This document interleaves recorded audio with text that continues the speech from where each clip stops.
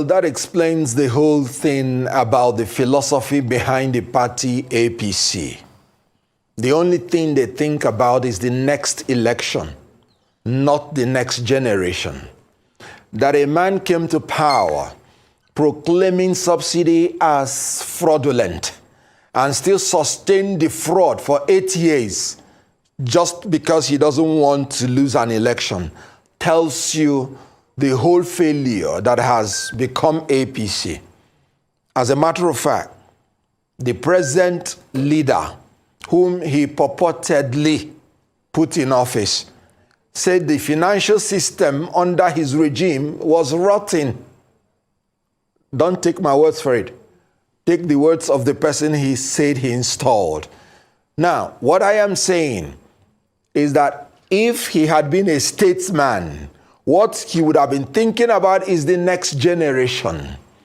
Let me tell you, this same president went to National Assembly and promulgated a law called PIA. And in this law, he said they were going to remove oil subsidy 18 months before the end of his tenure. And cowardly, because they are scared of doing the right thing, he still went back to the National Assembly that has been described as rubber stamp to amend the same law to shift the commencement date to June after he had left office. Let me say it clearly, that the oil subsidy, even as presently constituted, is still a fraud. And I give you my reason. You said you have removed oil subsidy. There was no time in history that they told us that they were paying 215 naira to subsidize oil per liter. So even if, assuming without conceding, that they even say they are paying 250 naira, 250 naira plus 185 gives you about 435. So you mean you are making profit of more than 100 naira to punish a people that have been so traumatized, because the fuel price now is 537. So this APC, in addition to thinking about only election, cannot and do not have what it takes to think about the next generation. And let me put it clear. The former president said they won an election. I respectfully want to say, Mr. President, you were simply implementing the official position of your party before you left office, which is grab power at all costs, snatch it at all costs, fight for it at all costs, and run away with it. They simply ran away with the power that they did not win. And I don't take my words for it. Take the words of one Abdullahi Bangura, the chairman, Sierra Leone Political Parties Regulatory Commission. He said before the election, everybody that was anything in Nigeria supported a P2B. But when the election came differently, P2B called for calm and saved his country from chaos and chose the legal option. Nigeria is the only country where somebody that was supported by everybody that is anything in a country will be declared that he lost. But thank God he's a statesman. He was thinking about the next generation, and he called for calm, remembering that no politician's ambition is worth the blood of a Nigerian citizen. Let those that want to grab it at all costs continue. They will have an expiry date, but I tell you that the election is won by somebody that even the international community knows that he won, and even every Nigerian knows that he won. So subsidy is still a scam, and the last president that ran a rotten financial system does not have what it takes to tell us who won the election.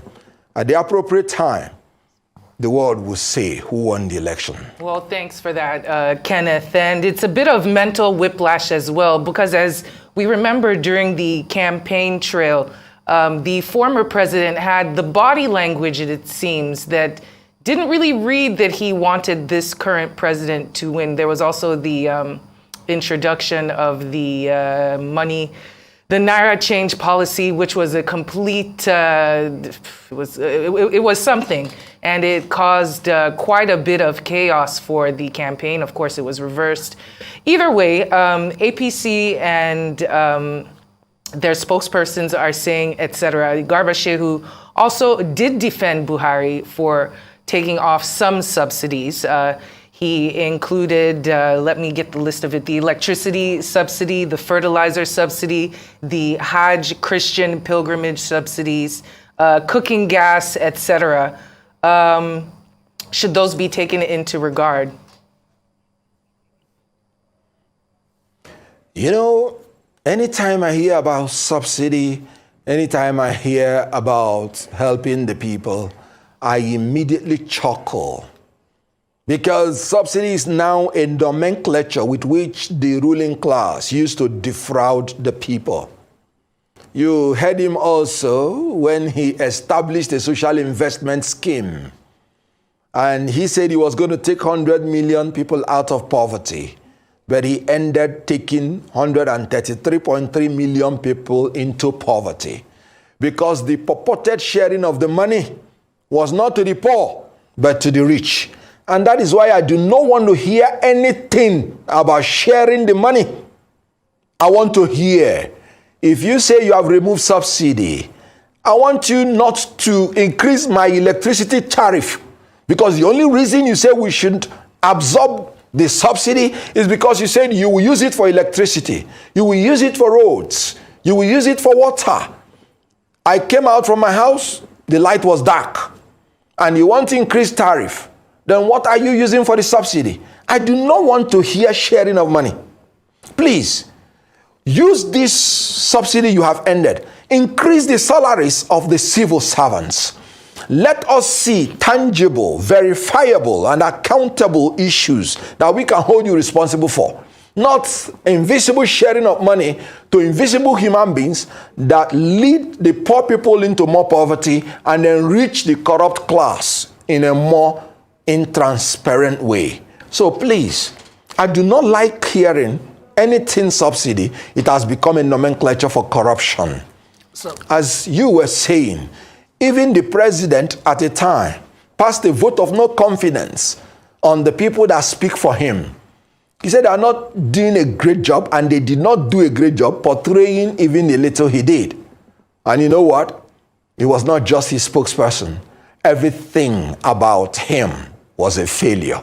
And the failure is being transmitted to the next generation of the leaders he has imposed on us, which have become, even in a very short while, unmitigated disaster.